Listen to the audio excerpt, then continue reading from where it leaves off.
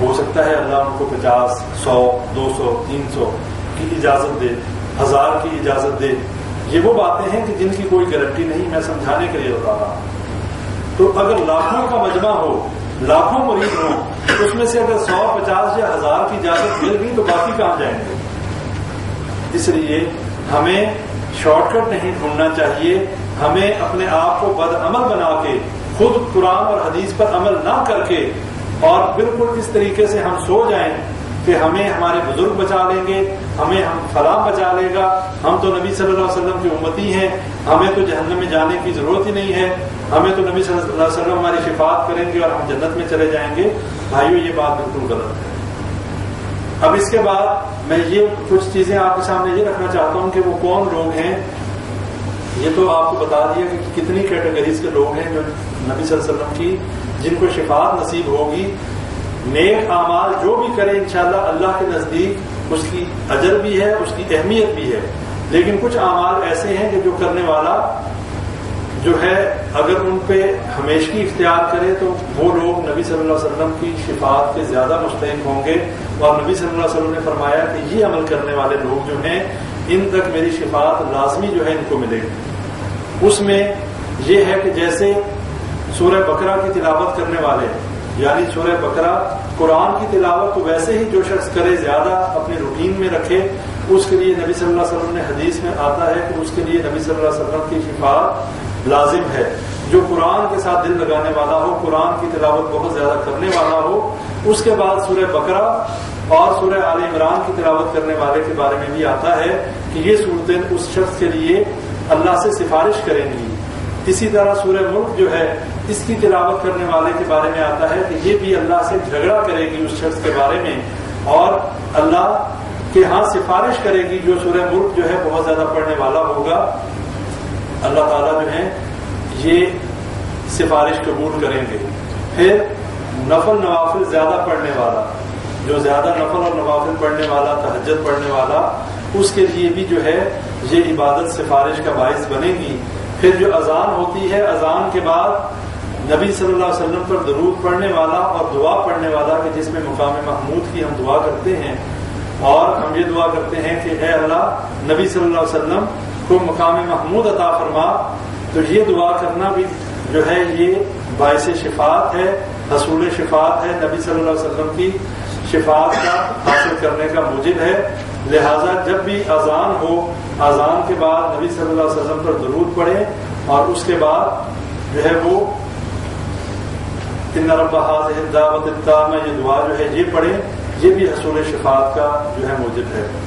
اسی طرح مدینے میں رہنے والا اور مصائب پہ صبر کرنے والا، جو شخص مدینے نبی صلی اللہ علیہ وسلم کے شہر میں رہنے والا ہو اور وہاں پر اگر اس کے اوپر مصیبتیں آئیں ان پر جو ہے وہ صبر کرنے والا ہو، تو نبی صلی اللہ علیہ وسلم نے فرمایا کہ ایسے شخص کے لیے بھی جو ہے میری شفاعت جو ہے اس تک پہنچے گی اور اس کو میری شفاعت حاصل ہوگی. اس کے ساتھ ساتھ نبی صلی اللہ علیہ وسلم پر صبح و شام درود پڑھنے والا، 10 مرتبہ صبح اور 10 مرتبہ شام کو درود پڑھنے والا جو ہے اس کی بھی نبی صلی اللہ علیہ وسلم نے فرمایا کہ ایسے شخص کی بھی میں شفاعت جو ہے لازمی کروں گا. لیکن یہ ذہن میں رکھیں کہ درود وہ جو کہ سنت سے ثابت ہے، یہ جو میڈ ان انڈیا پاکستان درود ہیں یہ نہیں. وہ درود جو درود ابراہیمی ہے جو ہم نماز میں پڑھتے ہیں وہ درود پڑھنا چاہیے، نہ کہ جو ہمارے خود ساختہ ہیں، کوئی درود لکھی ہے، کوئی درود تاجی ہے اور پتہ نہیں کون کون سے ہیں. لیکن ہم جو نماز میں درود ابراہیمی پڑھتے ہیں یہ درود پڑھا جائے، اگر پورا پڑھا جائے تو بہت بہتر ہے، اور اگر پورا نہ پڑھ سکیں تو اللہم صلی علی محمد و علی آل محمد اتنا بھی اگر پڑھیں تو انشاءاللہ کفایت کرے گا. لیکن بہتر یہ ہے کہ جو ہے درود ابراہیمی پڑھا جائے اور جو ہے وہ اس کو صبح 10 مرتبہ اور شام کو 10 مرتبہ پڑھا جائے. پھر حدیث میں آتا ہے کہ جو شخص 3 مرتبہ جنت کا سوال کرے اور 3 مرتبہ جہنم سے پناہ مانگے، اللہ تعالیٰ اس کو بھی جو ہے جنت کا مستحق بنا دیتے ہیں اور جہنم سے آزاد کرتے ہیں، اور نبی صلی اللہ علیہ وسلم کی شفاعت کا وہ شخص مستحق بن جاتا ہے. یہ تمام باتیں بتانے کا مقصد یہ ہے کہ جو کام ہم روٹین میں کر رہے ہیں اس میں ہم یہ چیز اپنا معمول بنا لیں. اب 3 مرتبہ اللہ سے جنت کا سوال کرنا، اللہم انی اسألک الجنہ واعوذ بک من النار، اور یا اللہم اجرنا من النار، اے اللہ مجھے جو ہے نجات دے آگ سے، اور اے اللہ میں تجھ سے سوال کرتا ہوں جنت کا. یہ بڑے آسان کام ہے، لیکن یہ ہم اپنا معمول بنائیں. اور یہ وہ کام ہے جو کرنے والا اس کو فائدہ تبھی ہوگا جب اس کا عقیدہ ٹھیک ہوگا. ہم لوگوں کے عقیدے خراب ہی انہی وجہ سے ہوتے ہیں. جب ہمیں یہ بات پتہ چل جاتی ہے، جب ہمیں یہ معلوم پڑ جاتا ہے کہ فلاں بزرگ بہت پہنچا ہوا ہے، اور جب لوگ ہمیں گمراہ کر دیتے ہیں، کہتے ہیں بس ٹھیک ہے ہمارے پیچھے لگے رہو، ہم جنت میں لے جائیں گے، ہم جہنم سے بچا لیں گے. آج ایسے علماء سو پائے جاتے ہیں، آج ایسے لوگ بھی پائے جاتے ہیں کہ جو اپنے آپ کو سجدہ کرواتے ہوئے انہیں ذرا بھی اللہ سے ڈر نہیں لگتا. آج ذرا بھی ان کو جو ہے اللہ کا خوف نہیں آتا کہ نبی صلی اللہ علیہ وسلم لوگوں کو کی بندگی سے ہٹا کر ایک اللہ کی بندگی کے لیے بھیجے گئے تھے، اور آج وہی لوگ اپنی بندگی اور اپنے آپ کو سجدے کروانے میں لگے ہوئے ہیں، اور منع بھی نہیں کرتے کہ یہ حرام ہے، یہ شرک ہے، بلکہ خوش ہوتے ہیں. ایسے لوگ تو ان کے لیے تو عذاب ہوگا ہی ہوگا، لیکن جو لوگ ان کے چکروں میں آ کر، جو ان کی چالوں میں آ کر اپنے ایمان کا جنازہ نکال رہے ہیں، کم از کم انہیں یہ بات معلوم ہو جانی چاہیے کہ یہ شرک ہے. کسی بندے کو سجدہ نہیں کیا جا سکتا، وہ زندہ ہو یا مردہ ہو. کسی قبر والے کی قبر کے آگے جا کر سجدہ نہیں کیا جا سکتا. کسی فوت شدہ سے یہ عقیدہ نہیں رکھا جا سکتا کہ یہ ہماری سفارش کرے گا، یہ ہماری مشکل کشائی کرے گا. یہ ہمیں معلوم نہیں ہے. ہمیں اپنے اعمال اور اپنے کردار کو صحیح کرنا ہوگا، باقی اللہ کے اوپر اس کا نتیجہ چھوڑیں. انشاءاللہ اللہ تعالیٰ بہتر کرے گا. اور ہمارے لیے اگر نبی صلی اللہ علیہ وسلم کی شفاعت جو ہے وہ واجب ہو جائے، ہمیں ضرورت کیا ہے کسی اور در پہ جانے کی؟ کیا نبی صلی اللہ علیہ وسلم کی شفاعت ہمارے لیے کافی نہیں؟ ہمیں کیا ضرورت ہے کسی بزرگ اور کسی، ٹھیک ہے بزرگوں کا احترام اپنی جگہ، ان کی محنتیں اور ان کی کوششیں اپنی جگہ، لیکن ہمارے لیے کہیں یہ بات نہیں آئی کہ ہم بزرگوں کی پوجا شروع کرتے ہیں، ہم بزرگوں کی عبادت شروع کرتے ہیں، اور ہم مشرکین مکہ والا وہ عقیدہ رکھنا شروع کرتے ہیں ما نعبدہم الا لیقربونا الی اللہ زلفیٰ، کہ یہ ہمیں اللہ کے قریب کرتے ہیں.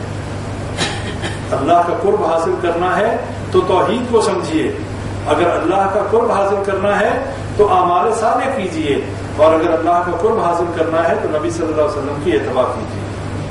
جب نبی صلی اللہ علیہ وسلم کی اتباع کریں گے اللہ تعالیٰ خود بخود راضی ہو جائے گا. اس کے بعد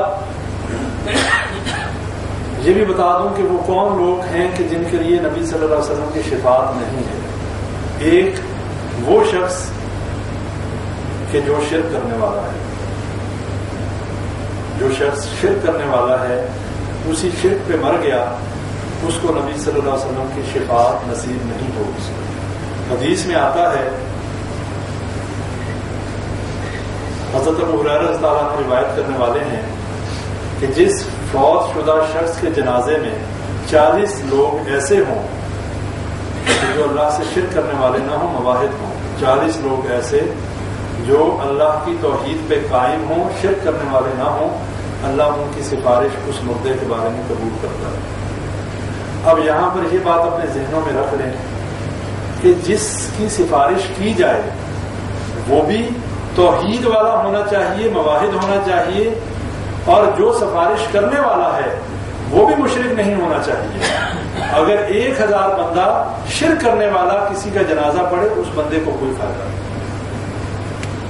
اللہ سفارش قبول ہی نہیں کرتا، مشرک کا عمل ہی قبول نہیں ہوتا تو سفارش تو دور کی بات. لیکن اگر 40 لوگ اہل توحید جو ہیں کسی فوت شدہ کا جنازہ پڑھے، اللہ تعالیٰ ان کی سفارش قبول کرتا ہے. اور مرنے والا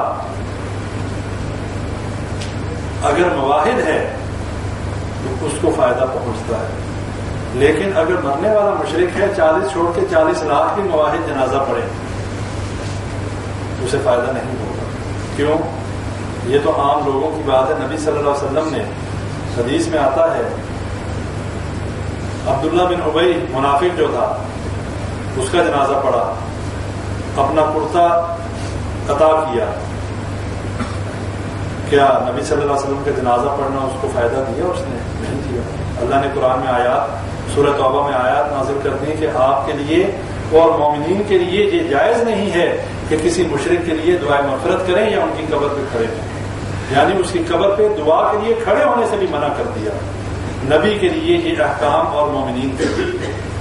تو اگر مرنے والا شرکیہ عقیدے کا مالک ہے, شرک کرنے والا ہے, تو جنازہ پڑھنے والے سارے ہی مواحد ہوں, اسے فائدہ نہیں پہنچے گا, اس لیے کہ مشرک کے لیے اللہ تعالیٰ نہ دعا قبول کرتا ہے اور نہ ہی کسی کی سفارش قبول کرتا ہے. اور یہی مثال حضرت نوح علیہ السلام کے واقعے سے لے لیں. قرآن میں بڑی تفصیل میں یہ واقعہ آیا ہے کہ جب نوح علیہ السلام نے اپنے بیٹے, جو کہ نوح علیہ السلام پر ایمان لانے والا نہیں تھا, جب طوفان آیا تو نوح علیہ السلام نے بیٹے سے کہا کہ اے بیٹے میری کشتی میں سوار ہو جا, آج یہ اللہ کا عذاب جو ہے بڑا شدید ہے اور اس سے آج تجھے کوئی چیز نجات نہیں دے سکتی.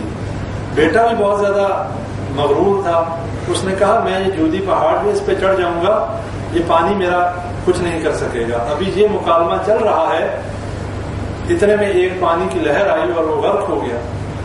حضرت نوح علیہ السلام نے اللہ سے دعا کی کہ اللہ تیرا وعدہ حق ہے اور تو نے فرمایا تھا کہ تیرے اہل جو ہیں ان کو میں ہلاک نہیں کروں گا, یہ تو میرا بیٹا ہے, تو یہ ڈوب رہا ہے, اے اللہ اس کو جو ہے ڈوبنے سے بچا لے. اللہ تعالیٰ نے ڈانٹ دیا اور اللہ نے کہا, کیا کہا کہ یہ تیرا اہل نہیں ہے, یہ تیرے اہل میں سے نہیں. کیوں؟ اس کے عمل جو ہے وہ غیر صالح ہیں, اس نے تیری دعوت پہ لبیک نہیں کہا.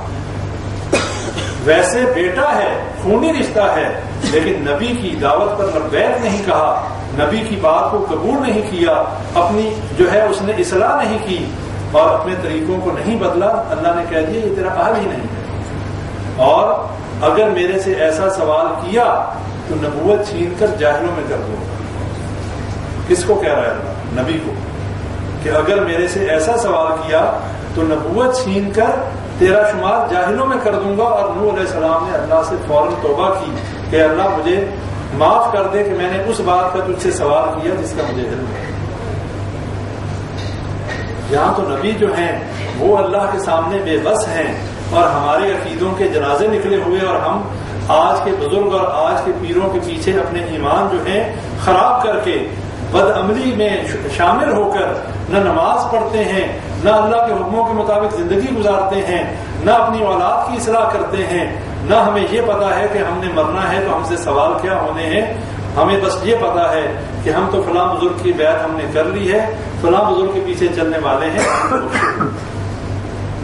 تو بھائی یہ باتیں اپنے ذہنوں میں بٹھا لیں کہ جو شفاعت ہے وہ نبی کریں گے, اور نبی صلی اللہ علیہ وسلم کی شفاعت کرنے کے بعد انبیاء کرام باقی جو ہیں وہ بھی اپنی اپنی امتوں کی سفارش کریں گے, فرشتے جو ہیں وہ بھی سفارش کریں گے, اور پھر اللہ تعالیٰ چونکہ بڑا غفور و رحیم ہے, جب تمام سفارشیں ہو چکی ہوں گی, صحیح مسلم کی حدیث ہے, اللہ فرماتا ہے کہ اس کے بعد اللہ تعالیٰ اپنے فضل اور کرم سے اللہ کہتا ہے میں جہنم میں مٹھی بھر کے لوگوں کی باہر نکالوں گا, اور وہ لوگ ہوں گے جنہوں نے میرے ساتھ شرک نہیں کیا ہوگا, جل کر کوئلہ ہو چکے ہوں گے, اور انہیں دوبارہ جو ہے وہ ایسی نہر میں ڈالا جائے گا کہ اس میں سے جب وہ نہا کے باہر نکلیں گے تو جیسے زمین میں سے فصل دوبارہ اگتی ہے اس طریقے سے وہ دوبارہ سے جو ہے ٹھیک ٹھاک ہو جائیں گے, اور انہیں میں جنت میں داخل کر دوں گا. یہ اللہ تعالیٰ کا غفور الرحیم ہونا ہے. تمام شفاعت کا ہو جانے کے بعد اللہ تعالیٰ کا اپنے جو ہے فضل و کرم سے, اپنے غفور الرحیم ہونے کی وجہ سے اللہ تعالیٰ جہنم میں سے لوگوں کو باہر نکالے گا. لیکن بھائیوں میرا تو مطالبہ اور میری تو گزارش یہ ہے کہ ہم اتنی دور کی سوچیں کہ جہنم میں جانے کے بعد نکلنے والی بات جو ہے یہ ہمیں ہضم نہیں ہوگی, اس لیے کہ ہم لوگ آسائشوں میں زندگی گزارنے والے ہیں. ہم تو اپنی انگلی جو ہے, ہم تو گرمی بھی زیادہ برداشت نہیں کر سکتے, ذرا سا اے سی بند ہو جائے تو ہماری جو ہے جان نکلنے والی ہوتی ہے. میرا بھی یہی حال ہے, ابھی ذرا سا اگر اے سی بند ہو جائے اور ذرا سا پسینہ آئے گا تو یہی حال ہوگا. تو آگ میں جلنا اور آگ میں جانا اور یہ سارے عذاب جھیلنا, ہم کیسے یہ سارے عذاب جھیلیں گے؟ کیا کبھی کسی نے یہ سوچا ہے کہ ہم مریں گے اور مرنے کے بعد اگر اللہ نہ کرے ہم جہنم میں چلے گئے تو کیا ہم یہ سارے عذاب اور یہ آگ کا عذاب ہم برداشت کر لیں گے؟ اس لیے ہمیں یہ سوچنا چاہیے کہ ہم ان لوگوں میں شامل نہ ہوں, اور اللہ تعالیٰ ہمیں ان لوگوں میں شامل نہ کرے کہ جن کو جہنم میں جانے کے بعد جنت میں بھیجا جائے اور اگر خدا نخواستہ ہمارے عقیدے شرکیہ ہوئے پھر تو یہ بات بھول جائیں، ہمیشہ ہمیشہ کے لیے جہنم ٹھکانا ہے، جنت میں جا ہی نہیں سکتے اگر اسی شرک اور کفر والے عقیدے پہ مر گئے۔ اس سے فرق نہیں پڑتا کہ مسلمان کے گھر میں پیدا ہوا یا مشرک کے گھر میں، یہودی اور عیسائی کے گھر میں۔ اگر مسلمان کے گھر میں پیدا ہوا، زندگی شرک کرتے گزر گئی اور اس شرک پہ موت آ گئی، جنت میں نہیں جا سکتا، جنت حرام ہے اس کے لیے۔ اس لیے بھائیوں، نبی صلی اللہ علیہ وسلم کی شفاعت کا اگر مستحق بننا چاہتے ہیں پھر ہمیں نبی صلی اللہ علیہ وسلم کے طریقوں کے مطابق زندگی گزارنی ہوگی، ہمیں نبی صلی اللہ علیہ وسلم کی اسوہ حسنہ کے مطابق زندگی گزارنی ہوگی، اور اسی میں ہماری دنیا اور آخرت کی کامیابی ہے۔ اس شفاعت کے عقیدے کو صحیح کر لیں، سفارش ہماری انشاءاللہ ہوگی۔ میں نے آپ بھائیوں کو بتا دیا کہ جو شرک کرنے والا ہے اس کے لیے نبی صلی اللہ علیہ وسلم کی سفارش نہیں ہے۔ دوسرا وہ شخص ہے جس کے لیے سفارش نہیں ہے، شفاعت نہیں ہے، کہ جو نبی صلی اللہ علیہ وسلم کی شفاعت کا انکار کرنے والا ہو، جو یہ کہے کہ جی نبی صلی اللہ علیہ وسلم نے کسی کی شفاعت نہیں کری۔ جو نبی صلی اللہ علیہ وسلم کی شفاعت کا انکار کرنے والا ہے، نبی صلی اللہ علیہ وسلم نے فرمایا اس کے لیے بھی میری شفاعت نہیں۔ اس لیے یہ ہمارے عقیدے کی بات ہے، نبی صلی اللہ علیہ وسلم کی شفاعت حق ہے، اور نبی صلی اللہ علیہ وسلم کی شفاعت کے بغیر روز محشر جو ہے حساب کتاب ہی شروع نہیں ہوگا۔ اس لیے ہم سب محتاج ہیں نبی صلی اللہ علیہ وسلم کی شفاعت کے۔ اللہ تعالیٰ سے دعا کریں اللہ تعالیٰ ہمیں نبی صلی اللہ علیہ وسلم کی شفاعت نصیب فرمائے، اور ہمیں وہ والی شفاعت نصیب فرمائے کہ جس میں جہنم میں جائے بغیر اللہ تعالیٰ ہمیں ڈائریکٹ جنت میں لے جائے، اور اللہ تعالیٰ ہمارے گناہوں سے درگزر کرتا ہوئے اللہ تعالیٰ ہمیں جنت کا مستحق بنا دے۔ اللہ تعالیٰ ہمارے عقیدوں کو صحیح عقیدہ توحید ہمیں نصیب فرمائے، اور ہمیں گناہوں سے بچنے کی توفیق عطا فرمائے۔ وآخر دعوانا الحمدللہ رب العالمین۔ کسی بھائی کو کچھ سوال